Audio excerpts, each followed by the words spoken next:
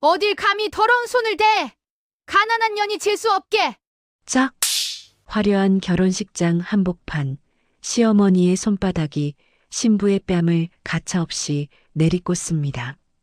단지 가난하다는 이유로 하객들 보는 앞에서 며느리를 짓밟은 시어머니.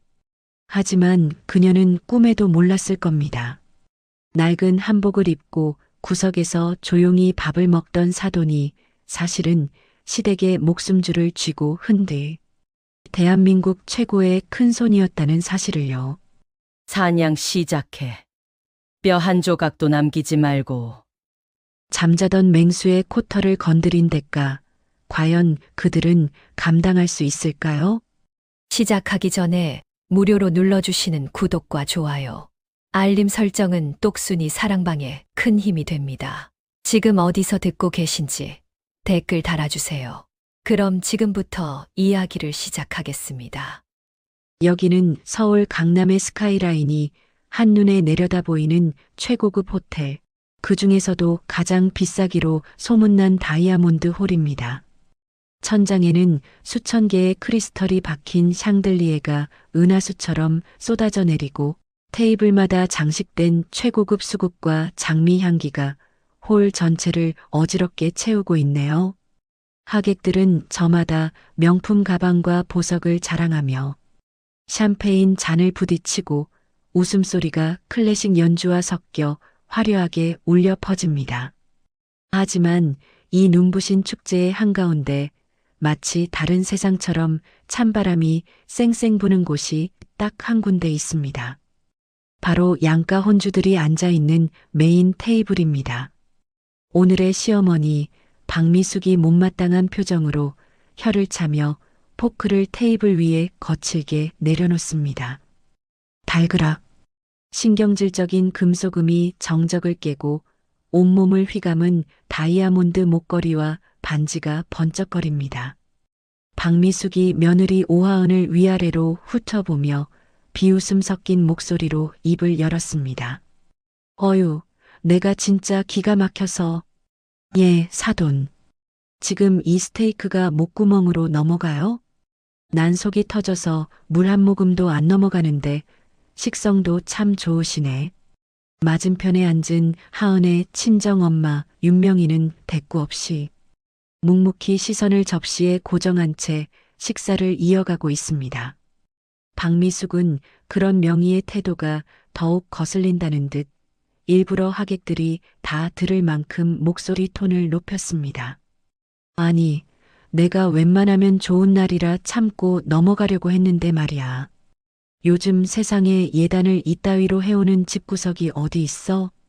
내가 쪽팔려서 친구들한테 청첩장도 제대로 못 돌렸어. 알아? 강남 바닥에서 우리 집안이랑 사돈 맺는다고 소문 다 났는데 이게 뭐니 이게? 기본도 안 된 것들이 감히 우리 아들을 채가? 그녀의 독설은 멈출 줄 모르고 이어집니다.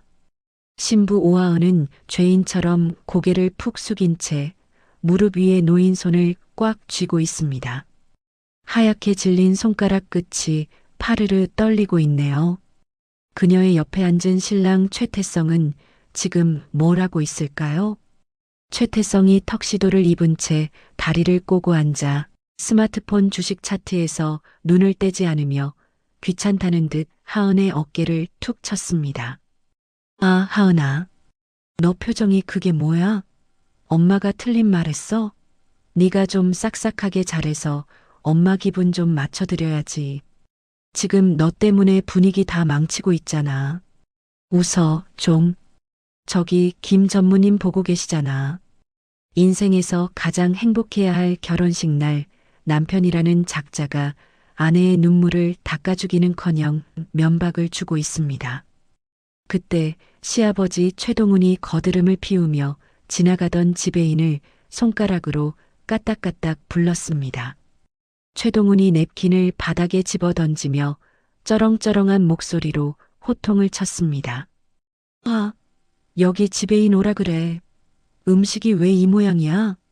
고기가 질겨서 씹히지가 않잖아. 내가 VIP 손님들 모신다고 최고급으로 준비하라고 했어. 안 했어? 사돈댁 형편 맞춰준다고 제일 싼 코스로 했더니 아주 개밥을 내놨구먼 그래. 그는 일부러 명희를 쳐다보며 비릿한 웃음을 흘렸습니다. 명희는 색이 바랜 낡은 옥색 한복을 입고 화려한 시댁 식구들 사이에서 마치 투명 인간처럼 앉아 있었습니다. 주변 테이블에 앉은 시댁 친지들이 그런 명희를 보며 자기들끼리 킥킥대며 귓속말을 주고받는 모습이 적나라하게 보입니다. 저 여자가 그 사돈이야? 꼴 좀 봐. 남편 없이 시장통에서 생선 판다더니 옷에서 비린내 나는 것 같지 않아? 쉬 들려. 근데 진짜 급이 안 맞긴 하다. 우리 태성이가 뭐가 아쉬워서 저런 집이랑 결혼을 했을까? 며느리가 임신해서 발목 잡은 거 아니야?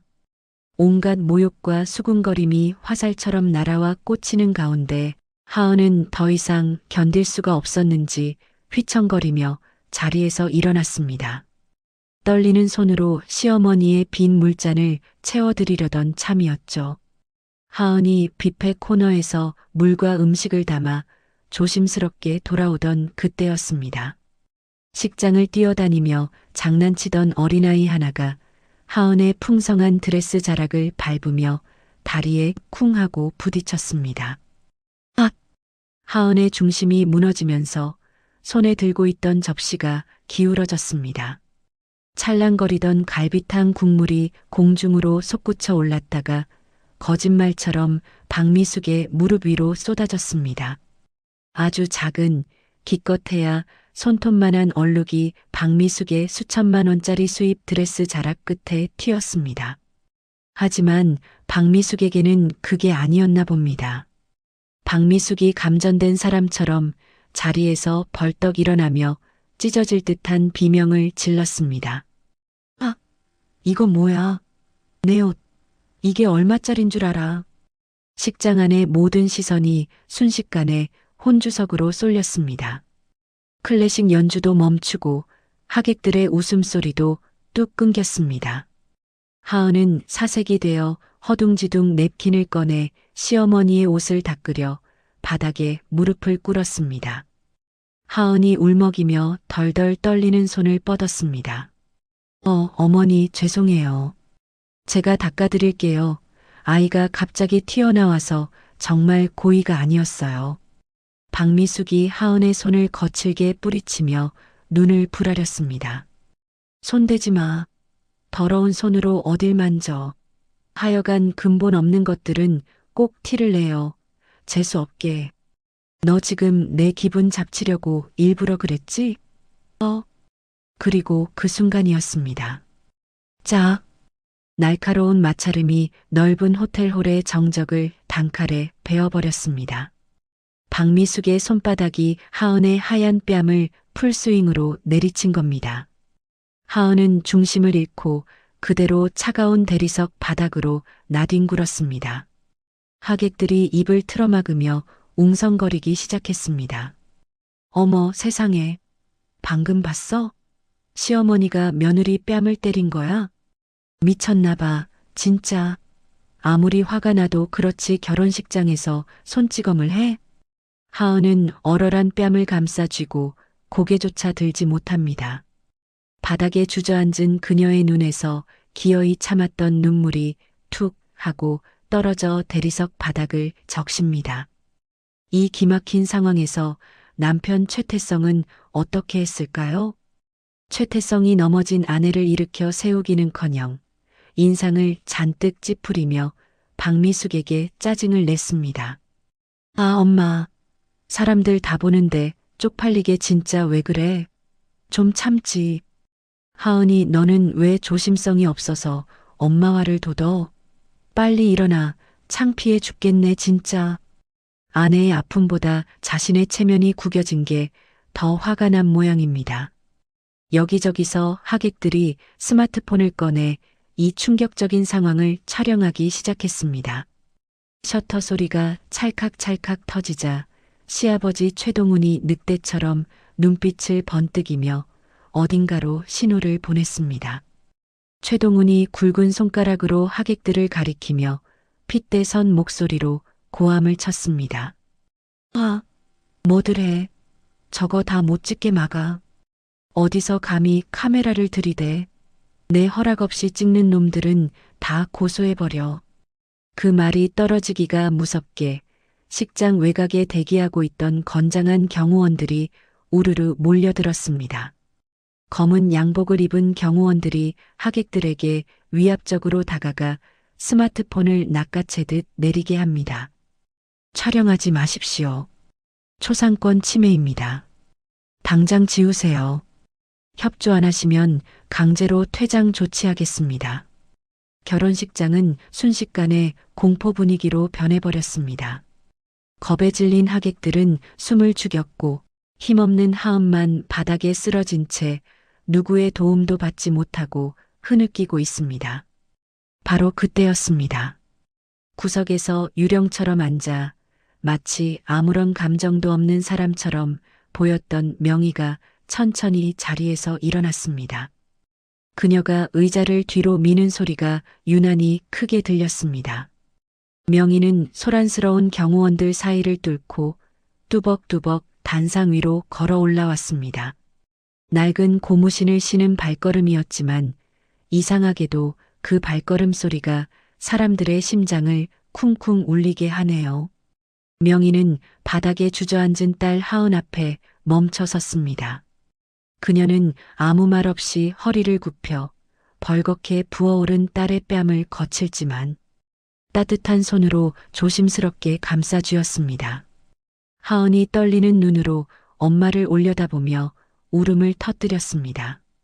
엄마 미안해. 내가 못나서 엄마 창피하게. 명희는 대답 대신 소매 끝으로 딸의 눈물을 닦아주었습니다. 그리고 천천히 고개를 돌려 박미숙과 최태성 그리고 최동훈을 차례로 응시했습니다. 순간 박미숙은 흠칫 놀라 뒷걸음질을 쳤습니다. 방금 전까지 기가 죽어 밥만 먹던 촌스러운 노인의 눈빛이 아니었거든요. 그것은 마치 깊은 숲속에서 숨통을 끊어놓을 먹잇감을 발견한 굶주린 맹수의 눈빛이었습니다. 서늘하다 못해 뼈까지 시리게 만드는 살기가 명희의 눈동자에서 번뜩였습니다. 명희가 하은의 손목을 단단히 쥐며 낮게, 아주 낮게 속삭였습니다. 일어나라. 이런 쓰레기장에는 1초도 있을 필요 없다. 내 딸 눈에 눈물 나게 한 대가 피눈물로 갚게 해줄 테니. 명희는 하은을 일으켜 세운 뒤 멍하니 서 있는 사돈 식구들을 투명 인간 취급하며 식장 출구로 향했습니다. 최동훈이 뒤늦게 정신을 차리고 얼굴이 불그락푸르락해져서 소리쳤습니다. 이봐, 사돈, 지금 뭐 하는 짓이야? 결혼식을 망쳐도 유분수지. 당장 안 멈춰? 거기 안 서. 하지만 명희는 뒤도 돌아보지 않았습니다. 마치 그들의 목소리는 들을 가치도 없다는 듯 단호한 발걸음으로 호텔 로비를 빠져나왔습니다. 두 사람은 대기하고 있던 검은색 모범 택시에 올라탔습니다. 택시가 출발하고 창밖으로 멀어지는 화려한 호텔을 보며 하은은 여전히 공포와 서러움에 질려 어깨를 떨고 있었습니다. 명희는 그런 딸을 품에 안고 등을 가만히 토닥였습니다. 그리고 품 안에서 낡은 구형 폴더폰을 꺼내 어딘가로 전화를 걸었습니다. 뚜루루, 뚜루루. 신호음이 딱 한 번 울리고 상대방이 전화를 받자마자 명희가 입을 열었습니다. 그녀의 목소리는 더 이상 딸을 달래던 따뜻한 엄마의 목소리가 아니었습니다. 지옥 밑바닥에서 기어 올라온 복수의 화신처럼 낮고 으르렁거리는 목소리가 택시 안의 공기를 차갑게 얼어붙게 만들었습니다. 명희가 차가운 눈으로 창밖을 노려보며 지시했습니다. 김 실장, 준비해 둔 거 풀어. 사냥 시작해. 잠시 숨을 고른 명희가 덧붙인 마지막 말은 옆에 있던 하은조차 소름 끼치게 만들었습니다. 뼈 한 조각도 남기지 말고 아주 잘근잘근 씹어먹어버려. 숨통이 끊어질 때까지. 이제 진짜 사냥이 시작되었습니다. 다음 날 아침 9시. 어제 그 난리통을 겪고도 해는 무심하게 떠올라 강남의 고급 빌라촌을 비추고 있습니다. 최동훈의 집 거실에는 팽팽한 긴장감 대신 늦은 아침의 나른함과 짜증만이 감돌고 있네요. 박미숙은 어제 결혼식장에서 입었던 드레스가 구겨질까봐 벗어 던져놓은 채 화려한 잠옷 가운을 걸치고 소파에 누워 씩씩거리고 있습니다. 그녀가 식탁 위에 놓인 찬물을 벌컥벌컥 들이켜며 신경질을 부립니다. 박미숙이 빈 물컵을 탁자에 쾅 내려놓으며 소리쳤습니다. 아이고 머리야. 내가 진짜 그년 때문에 혈압이 올라서 못 살겠네. 여보, 당신은 잠이 와요? 어제 그 망신을 당하고도 코가 골아져요? 안방 문이 열리고 부시시한 얼굴에 최동훈이 하품을 하며 걸어 나옵니다. 그 역시 어제의 분노가 가라앉지 않았는지 미간에 깊은 주름이 패여 있습니다. 최동훈이 뒷목을 잡고 인상을 쓰며 대꾸했습니다. 아, 아침부터 왜 소리는 지르고 그래. 나도 열받아서 술 마시고 겨우 잤구만. 그나저나 태성이 이 자식은 아직도 자? 그때 현관 인터폰이 요란하게 울려 퍼졌습니다.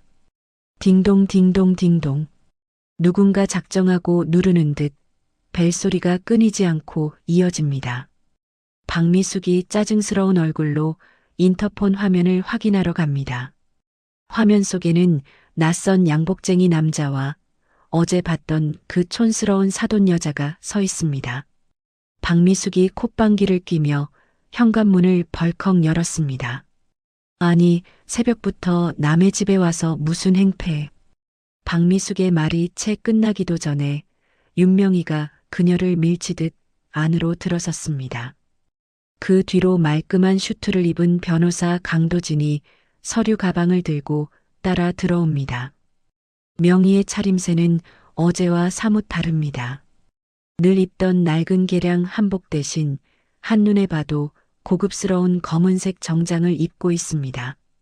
하지만 박미숙의 눈에는 여전히 그녀가 시장바닥 장사꾼으로만 보이는 모양입니다. 박미숙이 기가 막히다는 듯 팔짱을 끼며 소리쳤습니다. 참나. 어제는 도망치더니 이제 와서 비니려고 왔나 보네. 어림없어요. 내 아들 인생 망친 거 손해배상 다 청구할 거니까 그렇게 알아요. 명희는 대꾸할 가치도 없다는 듯 거실 한가운데 있는 대리석 테이블로 성큼성큼 걸어갔습니다. 그리고 도진에게 눈짓을 보냈습니다. 도진이 가방에서 두툼한 서류 봉투를 꺼내 테이블 위에 소리나게 던졌습니다. 탁! 서류 봉투가 미끄러지며 최동훈의 발치에 멈췄습니다. 최동훈이 바닥에 떨어진 서류를 주워들며 눈을 부라렸습니다. 이게 뭐야? 아침부터 재수없게. 도진이 안경을 고쳤으며 차갑고 건조한 사무적인 말투로 입을 열었습니다.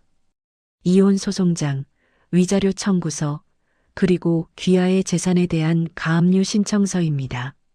순간 거실에 정적이 흘렀습니다.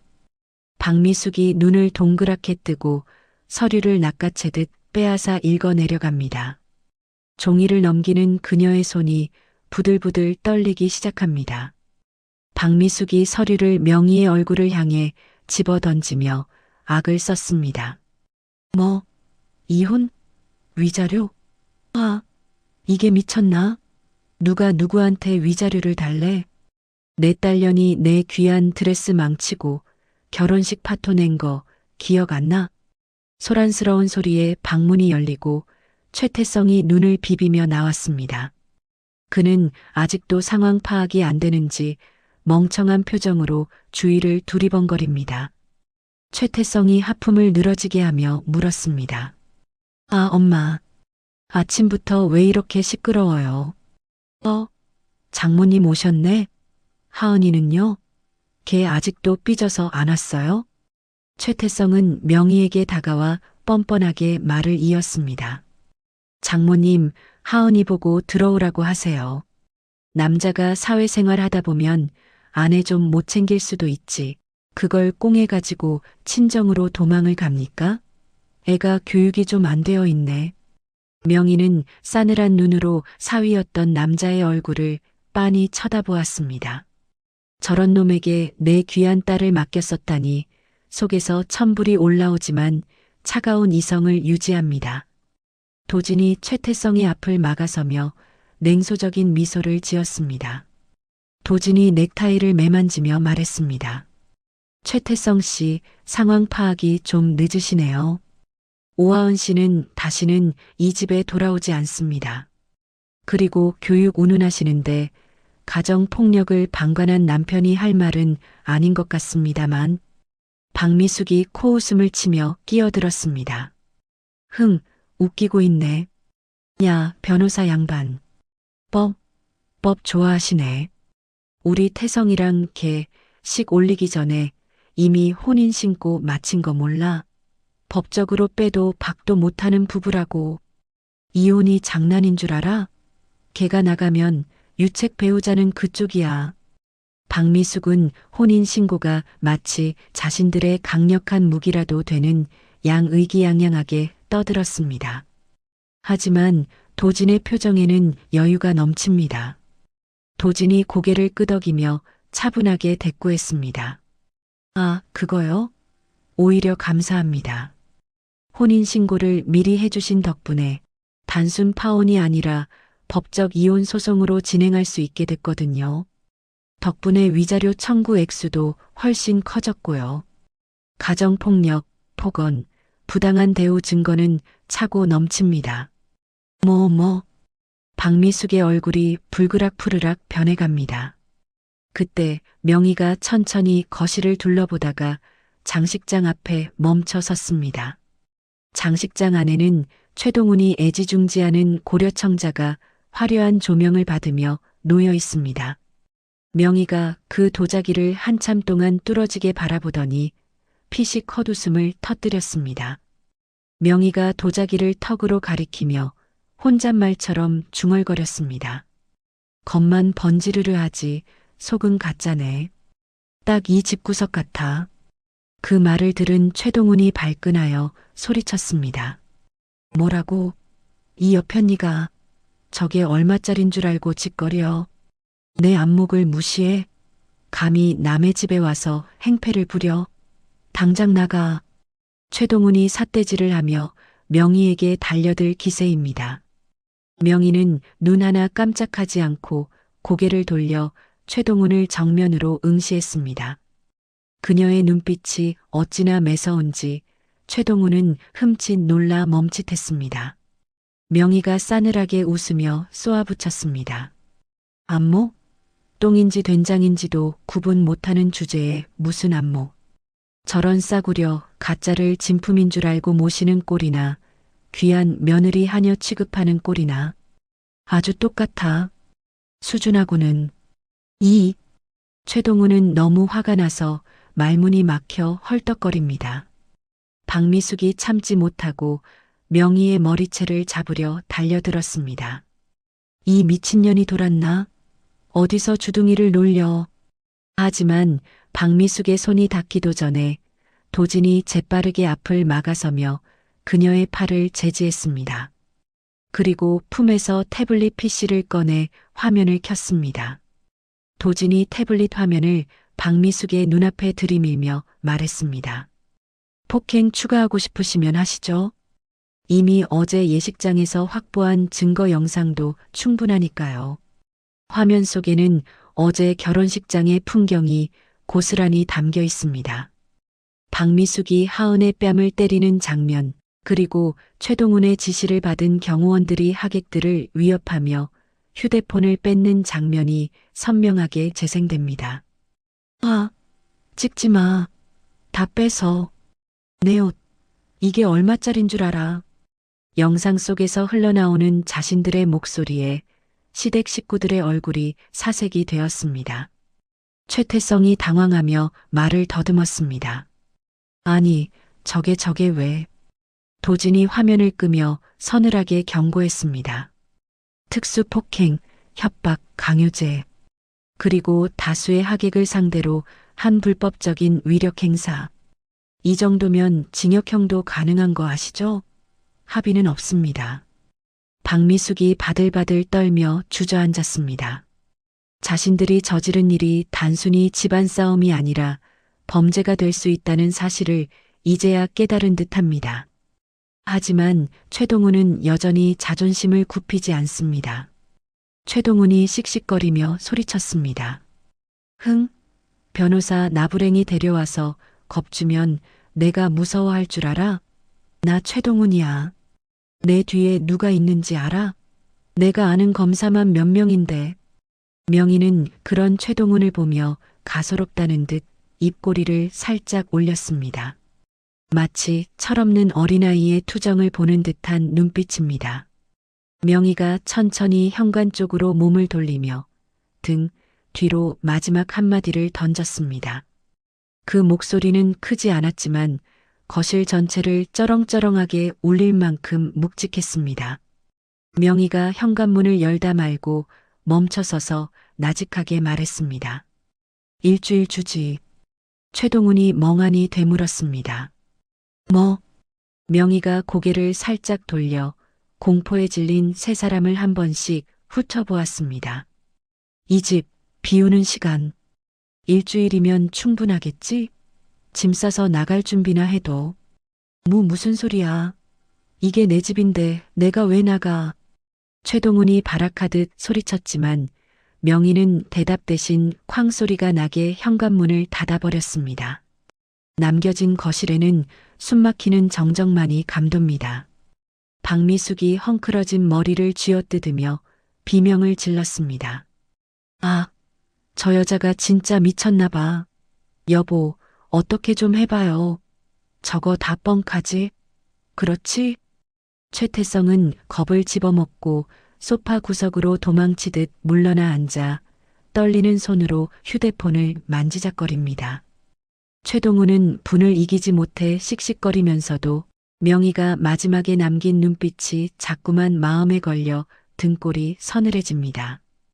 그 눈빛은 단순한 화풀이가 아니었습니다.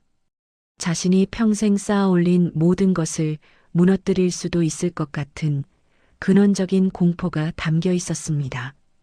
최동훈이 애써 불안감을 감추며 큰 소리쳤습니다. 걱정 마. 감히 땡전 한 푼 없는 것들이 소송은 무슨 소송이야? 변호사 비용도 없어서 쩔쩔맬 게 뻔해. 내가 아주 박살을 내줄 테니까. 하지만 그의 목소리는 미세하게 떨리고 있었습니다. 그 시각 빌라 밖으로 나온 명희와 도진은 대기하고 있던 검은색 세단에 올랐습니다. 차 문이 닫히자마자 명희는 쓰고 있던 선글라스를 벗으며 깊은 한숨을 내쉬었습니다. 도진이 운전석에 앉아 백미러로 명희를 살피며 조심스럽게 물었습니다. 회장님, 괜찮으십니까? 저런 쓰레기들 상대하시는 거 피곤하실 텐데요. 명희가 창밖을 바라보며 차갑게 대답했습니다. 피곤? 아니, 이제 몸 좀 풀린 것 같네. 김 실장한테 연락해서 다음 단계 진행하라고 해. 네, 알겠습니다. 최동훈 사장 회사 쪽 자금줄부터 막을까요? 명희의 입가에 잔인한 미소가 번졌습니다. 아니, 밥줄부터 끊으면 재미없잖아. 숨통을 아주 천천히 조여야지. 일단 국세청이랑 은행 쪽에 소스 좀 흘려. 냄새 맡고 달려들게. 도진이 고개를 끄덕이며 전화를 걸기 시작했습니다. 명희는 멀어지는 최동훈의 빌라를 백미러로 바라보며 나직하게 중얼거렸습니다. 지금 그 집에서 맘껏 짖어둬라. 곧 짖을 힘도 없게 만들어줄 테니. 차가운 아스팔트 위를 미끄러지듯 달려가는 세단의 뒤로 폭풍전야의 고요함이 무겁게 내려앉았습니다. 이제 사냥개들은 풀려났고 먹잇감들은 자신들이 덫에 걸린 줄도 모른 채 발버둥 치고 있습니다. 3일 후 폭풍전야처럼 고요했던 시간은 끝났습니다. 최동훈이 운영하는 중소기업 대성정밀의 사장실. 최동우는 평소처럼 다리를 책상 위에 올리고 느긋하게 골프 채널을 보고 있었습니다. 그가 콧노래를 흥얼거리며 커피를 마시려던 찰나였습니다. 쾅! 육중한 사장실 문이 부서질 듯 열리며 비서실장이 사색이 되어 뛰어들어왔습니다. 비서실장이 숨을 헐떡이며 외쳤습니다. 사장님, 큰일 났습니다. 지금 로비에. 최동훈이 인상을 찌푸리며 리모컨으로 TV를 끄고 소리쳤습니다. 아, 시끄러워. 노크도 없이 어디서 버르장머리 없이 들어와? 로비에 뭐? 누가 왔는데 그래? 그때였습니다. 비서실장의 어깨 너머로 파란색 조끼를 입은 건장한 남자들이 우르르 밀고 들어왔습니다. 그들의 손에는 압수수색이라고 적힌 파란 플라스틱 상자들이 들려 있습니다. 최동우는 눈을 의심하며 자리에서 벌떡 일어났습니다. 이게 뭐야? 당신들 누구야? 가장 앞에 선 남자가 공무원증을 최동훈의 코앞에 들이밀며 무미건조하게 말했습니다. 국세청 조사 사국입니다. 대성 정밀의 탈세 및 비자금 조성 혐의에 대한 제보가 접수되어 압수수색 영장 집행합니다. 협조하시죠. 최동훈의 눈동자가 지진이라도 난 듯 흔들립니다. 조사 사국이라니 기업들의 저승사자라고 불리는 곳 아닙니까? 최동훈이 넥타이를 거칠게 풀어헤치며 고래고래 악을 썼습니다. 뭐, 탈세? 아, 내가 세금을 얼마나 꼬박꼬박 냈는데. 니들 이거 실수하는 거야. 내가 누군지 알아? 내 뒤에 누가 있는지 아냐고. 하지만 조사관들은 그의 고함 소리를 배경음악 취급하며 능숙하게 서류 뭉치와 컴퓨터 하드디스크를 박스에 쓸어 담기 시작했습니다. 우당탕탕 책장이 엎어지고 서류들이 눈송이처럼 바닥에 흩날립니다. 사장실은 순식간에 난장판이 되어버렸습니다. 그때 책상 위에 전화기가 발작하듯 울리기 시작했습니다. 따르릉, 따르릉, 따르릉. 최동훈이 씩씩거리며 수화기를 낚아채듯 들었습니다. 여보세요? 누구야? 수화기 너머에서 주거래 은행 지점장의 다급하고 냉정한 목소리가 들려왔습니다. 아, 최 사장님. 저 김 지점장입니다. 안타까운 소식을 전해야겠네요. 본사 리스크 관리팀에서 대성 정밀에 대한 대출 전액 상환 명령이 떨어졌습니다. 최동훈은 귀를 의심했습니다. 뭐요? 상환? 아니, 김 지점장. 우리가 거래한 게 얼만데 갑자기 그게 무슨 소리야? 만기 연장해 주기로 했잖아. 죄송합니다. 위에서 내려온 지시라 저도 어쩔 수가 없네요. 오늘 오후 4시까지 입금 안 되면 부도 처리 절차 밟습니다. 끊습니다. 뚜뚜뚜. 매정하게 끊긴 전화기에서 허무한 신호음만 흘러나옵니다. 최동훈이 수화기를 든 채 멍하니 서 있는데 이번에는 비서실장의 휴대폰이 울렸습니다. 전화를 받은 비서실장의 얼굴이 흑빛으로 변해갑니다. 비서실장이 떨리는 목소리로 최동훈을 불렀습니다. 사장님 큰일 났습니다.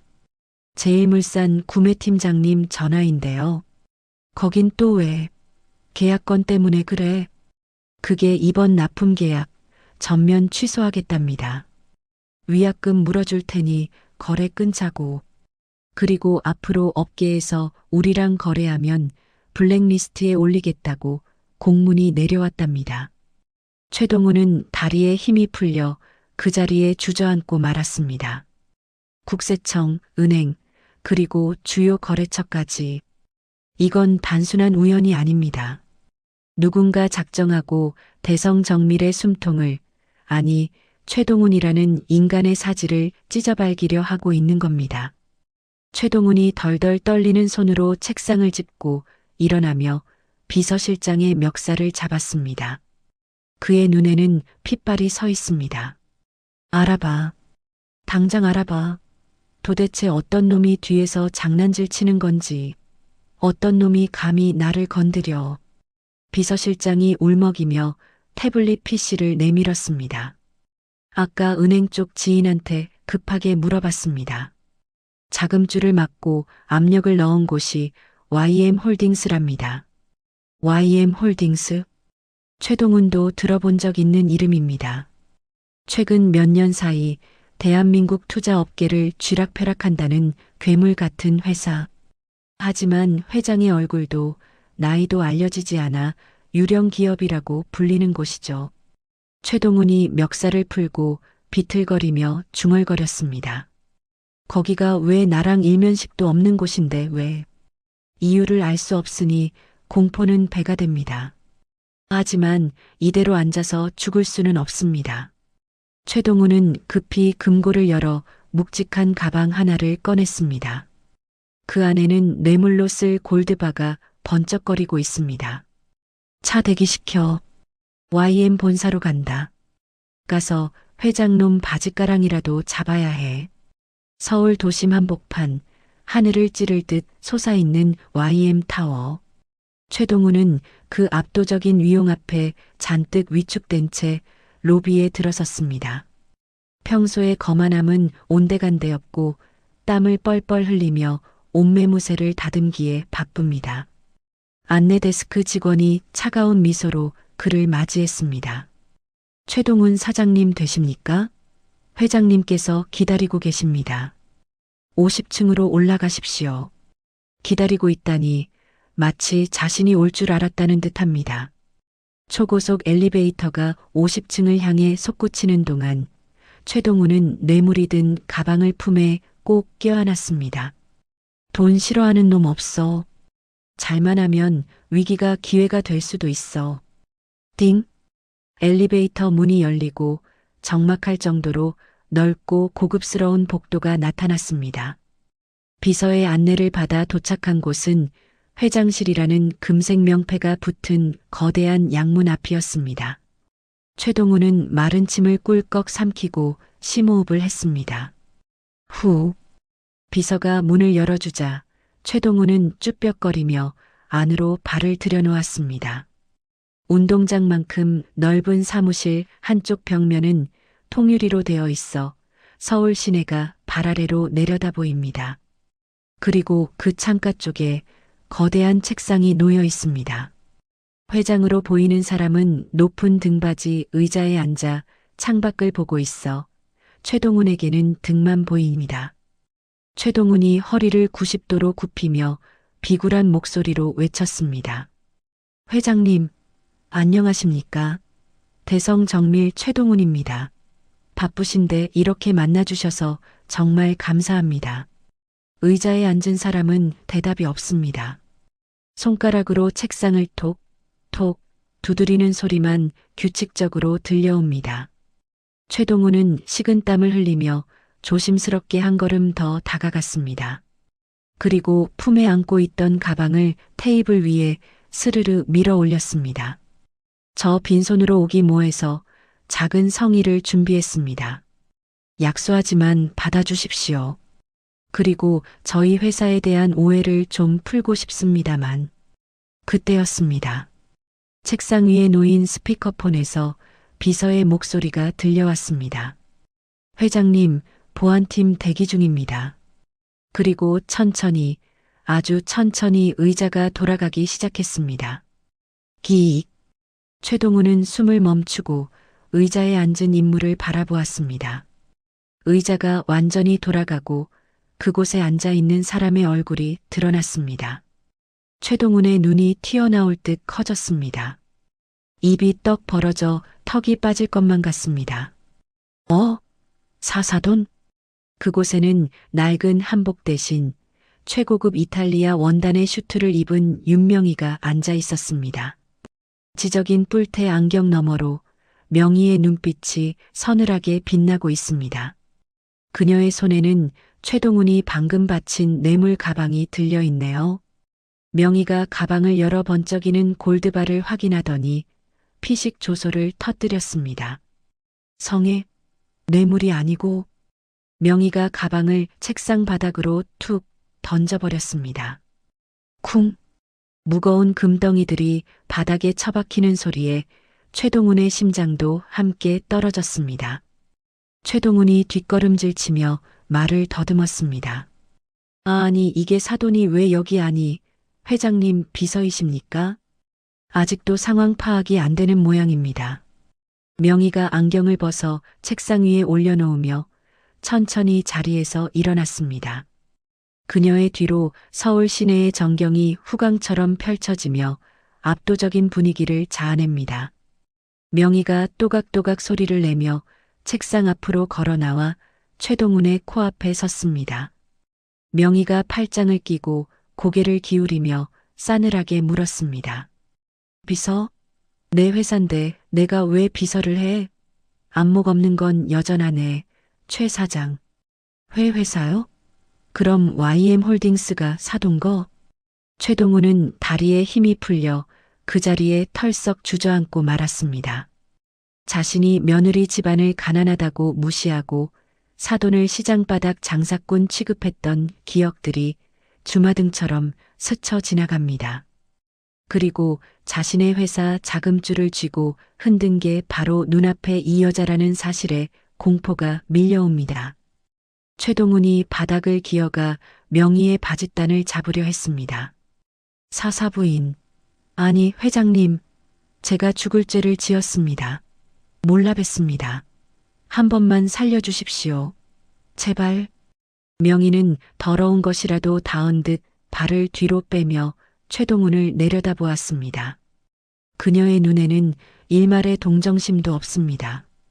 명희가 낮고 차가운 목소리로 쐐기를 박았습니다. 사부인? 누가 당신 사부인이야? 당신은 이제 내 채무자일 뿐이야. 그것도 아주 악질 채무자. 명희가 책상 위에 있던 인터폰 버튼을 눌렀습니다. 보안팀 들어와. 곧바로 문이 열리고 검은 정장을 입은 보안 요원들이 들이닥쳤습니다. 명희가 바닥에 널브러진 최동훈을 턱으로 가리키며 지시했습니다. 이 사람 끌어내. 그리고 여기 바닥에 굴러다니는 금덩이들, 증거물로 경찰에 넘겨. 뇌물 공여 미수 혐의 추가해서. 보안 요원들이 최동훈의 양팔을 짐짝처럼 잡아 일으켰습니다. 최동훈이 끌려나가며 발버둥 쳤습니다. 회장님, 잘못했습니다. 며느리 아니 하은이 좀 보게 해주세요. 제가 빌게요. 으악. 하지만 명희는 그가 끌려나가는 모습을 끝까지 지켜보며 표정 하나 바꾸지 않았습니다. 사장실 문이 닫히고 다시 고요가 찾아왔습니다. 명희는 창가로 다가가 창문에 비친 자신의 모습을 바라보았습니다. 항상 딸을 위해 숨죽이고 살았던 지난날의 자신은 이제 없습니다. 그녀는 휴대폰을 들어 도진에게 전화를 걸었습니다. 나다. 최동훈 다녀갔어. 이제 쥐구멍도 다 막혔으니 슬슬 발악을 시작할 거야. 다음 단계 준비해. 하은이, 이제 세상 밖으로 내보낼 때가 됐어. 명희의 시선이 창밖의 복잡한 서울 거리를 향합니다. 이제 시댁 식구들의 몰락은 시간 문제일 뿐. 가장 중요한 건 상처받은 딸 하은을 다시 일으켜 세우는 일입니다. 어둠 속에서 웅크리고 있던 하은에게 이제 찬란한 빛을 보여줄 차례입니다. 일주일이라는 시간은 누구에게나 공평하게 흐르지만 그 밀도는 사람마다 다릅니다. 최동훈의 집이 지옥 같은 일주일을 보내는 동안 서울의 한 백화점 VIP 라운지에는 따스한 햇살이 평화롭게 쏟아지고 있습니다. 폭신한 소파에 앉은 윤명희가 커피 잔을 내려놓으며 탈의실 커튼을 향해 부드럽게 말했습니다. 하은아, 아직 멀었니? 나와보렴. 잠시 후 스르륵 커튼이 열리고 오하은이 쭈뼛거리며 밖으로 나왔습니다. 명희의 눈이 환하게 빛났습니다. 늘 헐렁한 티셔츠나 무채색 니트만 입던 하은은 온데간데 없습니다. 몸에 딱 떨어지는 세련된 네이비색 정장 원피스, 그리고 자신감 있게 올린 머리 스타일까지. 거울 앞에 선 하은은 마치 다른 사람 같습니다. 하지만 하은은 아직 이 모습이 어색한지 자꾸만 옷매무새를 만지작거립니다. 하은이 거울 속 자신을 쳐다보며 기어들어가는 목소리로 말했습니다. 엄마 이거 너무 비싼 거 아니야? 그리고 나한테는 좀 안 어울리는 것 같은데. 결혼 생활 내내 시어머니에게 넌 촌스러워서 명품 걸쳐도 티가 안 난다는 가스라이팅을 당해온 탓에 하은의 자존감은 바닥을 치고 있었습니다. 명희가 자리에서 일어나 하은에게 다가가 딸의 어깨를 단단히 잡고 거울을 똑바로 보게 했습니다. 명희가 거울 속 하은의 눈을 맞추며 단호하게 말했습니다. 똑바로 봐라. 이게 진짜 내 모습이야. 그동안 그 집구석에서 하도 구박을 받아서 네가 얼마나 빛나는 보석인지 잊어버린 게야. 어깨 펴. 넌 YM 그룹 윤명희의 하나뿐인 딸이야. 엄마의 단단한 목소리에 하은의 눈동자가 흔들렸습니다. 거울 속 여자가 낯설지만 꽤 괜찮아 보입니다. 명희가 직원을 불러 카드를 건네며 지시했습니다. 여기서부터 저기까지 이 아이한테 어울리는 건 다 포장해 주세요. 그리고 구두랑 가방도 싹 다 신상으로 맞추고요. 하은이 놀라서 눈을 동그랗게 떴지만 명희는 빙그레 웃으며 딸의 손을 잡았습니다. 이제부턴 기죽지 마. 네가 걷는 길이 곧 길이다. 다음 날 아침 강남 테헤란로에 위치한 법무법인 정의 사무실. 하은은 오늘부터 이곳의 사무장으로 첫 출근을 했습니다. 강도진 변호사가 자신의 넓은 사무실 한쪽에 하은의 자리를 마련해 주었죠. 책상 위에는 사무장 오하은이라고 적힌 명패가 반짝이고 있습니다. 하은은 떨리는 손으로 명패를 쓰다듬어 봅니다. 결혼 전에는 꿈 많던 대학생이었지만 결혼과 동시에 경력이 단절되어 누구 엄마, 누구 며느리로만 불렸던 지난 날들이 스쳐 지나갑니다. 도진이 두툼한 서류 뭉치를 들고 다가와 하은의 책상에 내려놓았습니다. 도진이 부드러운 미소를 지으며 말했습니다.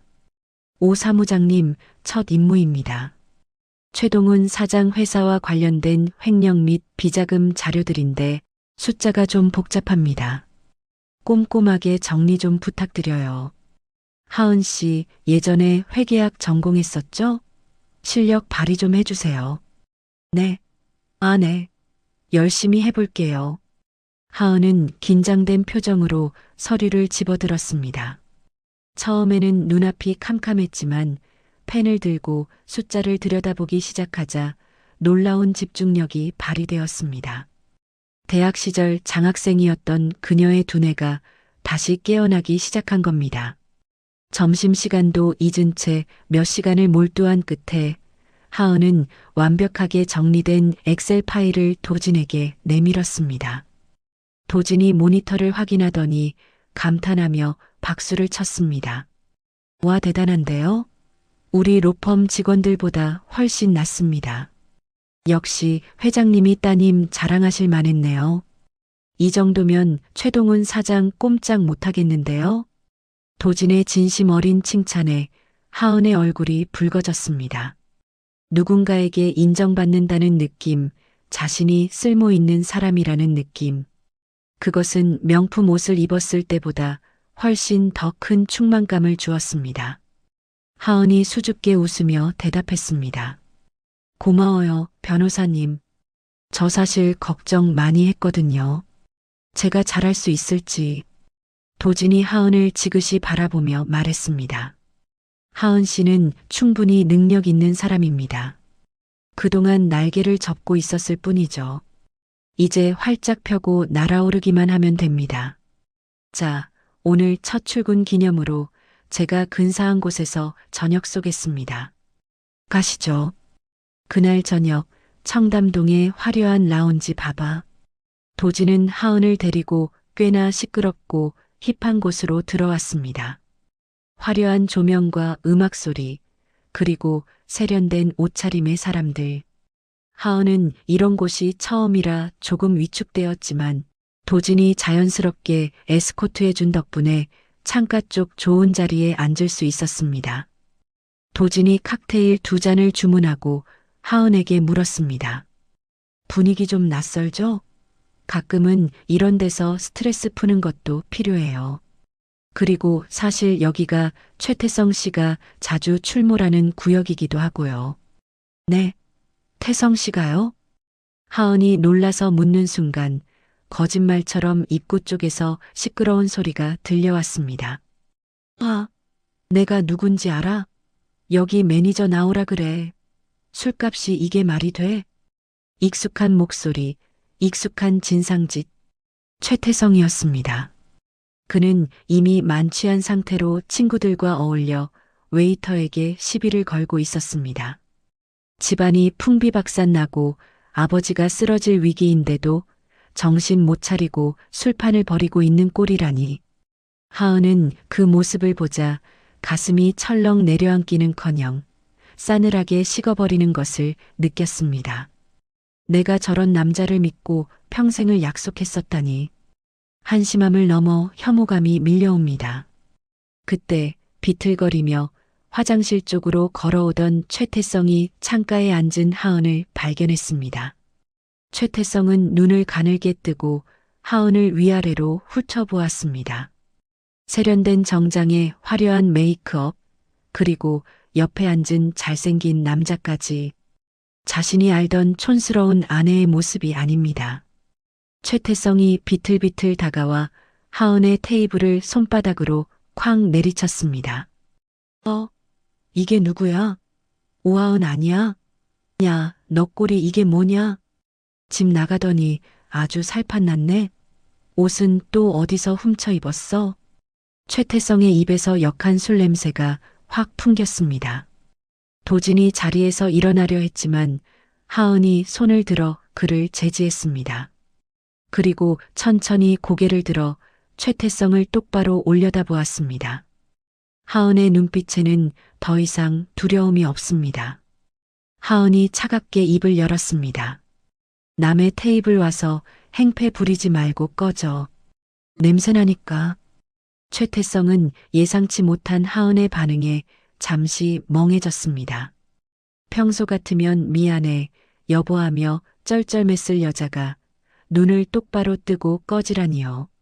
자존심이 상한 최태성이 얼굴을 붉히며 하은의 팔목을 거칠게 낚아챘습니다. 이게 진짜 돌았나? 남편을 보고 꺼져? 너 당장 집에 안 들어가? 어디서 외간 남자랑 히히덕거리고 있어. 그 순간 하은이 반대편 손으로 최태성의 손을 매섭게 뿌리쳤습니다. 그리고 들고 있던 칵테일 잔의 물을 최태성의 얼굴에 확 끼얹었습니다. 착! 얼음과 함께 붉은 액체가 최태성의 얼굴을 타고 흘러내립니다. 주변의 시선이 집중되고 음악 소리가 멈춘 듯 정적이 흘렀습니다. 최태성이 눈도 못 뜨고 어프어프하는 사이 하은이 또렷한 목소리로 일갈했습니다. 남편? 누가 내 남편이야? 우린 이미 끝났어. 그리고 당신 접근 금지 가처분 신청 못 받았어? 이거 명백한 위반이야. 경찰 부르기 전에 당장 내 눈앞에서 사라져. 하은의 카리스마에 눌려 최태성은 꼼짝도 못하고 입만 벙긋거립니다. 옆에 있던 도진이 나서서 최태성의 어깨를 밀치며 경고했습니다. 들으셨죠? 접근 금지 명령 위반으로 현행범 체포되고 싶지 않으면 지금 당장 나가시는 게 좋을 겁니다. CCTV 다 찍히고 있습니다. 최태성은 도진의 날카로운 눈빛과 주변 사람들의 수군거림을 견디지 못하고 씩씩거리며 뒷걸음질 쳤습니다. 두고 보자. 너 나중에 후회할 줄 알아. 최태성이 도망치듯 발을 빠져나가자 하은은 그제야 긴장이 풀린 듯 깊은 숨을 내쉬었습니다. 하지만 그녀의 표정은 어둡지 않았습니다. 오히려 난생 처음 느껴보는 묘한 해방감에 가슴이 벅차올랐습니다. 도진이 손수건을 건네며 부드럽게 물었습니다. 괜찮아요? 하은이 손수건을 받아들며 환하게 웃었습니다. 네. 아니요. 사실 엄청 떨렸어요. 근데 속이 너무 시원해요. 저 이제 진짜 예전의 오하은이 아닌 것 같아요. 도진도 마주보며 웃었습니다. 축하해요. 진짜 홀로서기에 성공하신 걸. 한편 그 시각 명희의 서재. 창밖으로 쏟아지는 달빛을 등지고 앉은 명희가 도진으로부터 보고 전화를 받고 있습니다. 휴대폰 너머로 들려오는 도진의 목소리는 밝았습니다. 회장님, 하은 씨가 아주 멋지게 해냈습니다. 최태성 그 친구 꼬리를 내리고 도망갔습니다. 명희의 입가에 옅은 미소가 번졌습니다. 그래, 내 딸답니다. 이제 하은이도 준비가 끝난 것 같군. 명희는 전화를 끊고 책상 위에 놓인 달력을 바라보았습니다. 붉은 동그라미가 쳐진 날짜가 내일로 다가와 있습니다. 그녀는 인터폰을 눌러 비서실장을 호출했습니다. 김 실장, 내일 아침 일찍 이사회 소집해. 안건은 대성 정밀 채권 회수 및 경영권 인수야. 비서실장의 놀란 목소리가 들려왔습니다. 회장님, 바로 인수로 가시겠습니까? 최동훈 사장이 가만히 있지 않을 텐데요. 명희가 찻잔을 천천히 돌리며 차갑게 대답했습니다. 가만히 안 있으면 어쩔 건데? 이미 그 회사 주식 담보로 잡힌 게 절반이 넘어. 내일부로 대성 정밀 주인은 바뀐다. 최동훈한테 전해. 내일 아침 내 사무실로 와서 도장 찍고 나가라고. 명희의 눈빛이 밤보다 더 어둡게 가라앉았습니다. 이제 그 집안 기둥뿌리를 뽑을 시간이야. 하은의 각성과 명희의 결정타. 두 모녀의 합동작전이 이제 정점을 향해 치닫고 있습니다. 밤은 깊어가지만 다가올 내일은 최동훈 일가에게 가장 잔인한 아침이 될 것입니다. 그날 밤 최동훈의 집은 초상집보다 더한 침묵과 공포에 휩싸여 있습니다. 거실 소파에 널브러진 최동훈은 넥타이도 풀지 못한 채 넋이 나간 사람처럼 천장만 올려다보고 있네요. 그의 옆에는 빈 양주병이 굴러다니고 있습니다. 박미숙이 불안한 눈빛으로 손톱을 물어뜯으며 남편을 다그칩니다. 박미숙이 최동훈의 팔을 흔들며 소리쳤습니다. 여보, 말 좀 해봐요. YM 회장인지 뭔지 만나고 왔다면서요? 뭐래요? 우리 회사 돈줄 막은 거 풀어준대요. 최태성도 옆에서 거들며 징징거립니다. 아빠, 나 카드 정지됐더라. 친구들 앞에서 망신당해 죽는 줄 알았어. 빨리 해결 좀 해줘요. 최동훈이 퀭한 눈으로 두 사람을 번갈아 쳐다보더니 기가 막힌다는 듯 허탈한 웃음을 터뜨립니다. 흐흐흐흐흐 해결? 그래, 해결이 낫지. 아주 완벽하게 끝장나는 걸로. 최동훈이 갑자기 벌떡 일어나 고함을 질렀습니다. 이 멍청한 여편네야. 네가 사람 보는 눈이 그렇게 없어서 집안을 이 꼴로 만들어? 그 YM 홀딩스 회장이 누군지 알아? 박미숙이 깜짝 놀라 뒤로 물러나며 물었습니다. 누군데요? 내가 아는 사람이에요? 네가 며느리 뺨 때리고 가난하다고 무시했던 그 사돈. 오하은이 애미 윤명희가 바로 그 회장이라고. 그 여자가 내 회사 주인이란 말이야. 순간 박미숙과 최태성의 입이 떡 벌어졌습니다. 시간이 멈춘 듯 정적이 흘렀습니다. 박미숙이 믿을 수 없다는 듯 고개를 세차게 저으며 소리쳤습니다. 거짓말. 말도 안 돼. 그 시장바닥 생선 비린내 나는 여자가, 그 꼬질꼬질한 한복 입고 있던 여자가 회장이라고? 당신 미쳤어요? 어디서 헛소리를 듣고 와서 그래. 최동훈이 답답한 마음에 가슴을 치며 울부짖었습니다. 내가 내 두 눈으로 똑똑히 봤어. 그 여자가 내 뇌물 가방을 쓰레기 취급하며 던지더란 말이야. 우린 이제 다 죽었어. 내일이면 회사 넘어가고 이 집도 경매로 넘어갈 거야. 우린 길바닥에 나앉는 거라고. 그제야 사태의 심각성을 깨달은 박미숙의 얼굴이 백지장처럼 하얗게 질렸습니다. 다리에 힘이 풀린 그녀가 바닥에 주저앉으며 덜덜 떨기 시작합니다. 어떡해 여보. 그럼 내 보석들은? 내 명품 가방들은? 그거라도 팔면 되잖아. 박미숙이 미친 사람처럼 드레스룸으로 뛰어들어갔습니다. 그녀는 장식장에 진열된 샤넬, 에르메스 가방들을 마구잡이로 꺼내 바닥에 던졌습니다. 이거 팔면 돼.